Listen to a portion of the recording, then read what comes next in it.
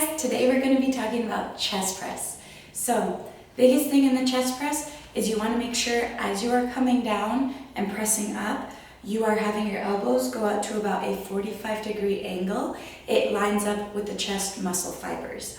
Now, if you go too high and you're pressing up like this, you have an increased risk for shoulder injury. And if you have them super close in here, you're just using a lot more triceps than your chest. So really make sure that you're doing that 45 degrees out and then pressing up.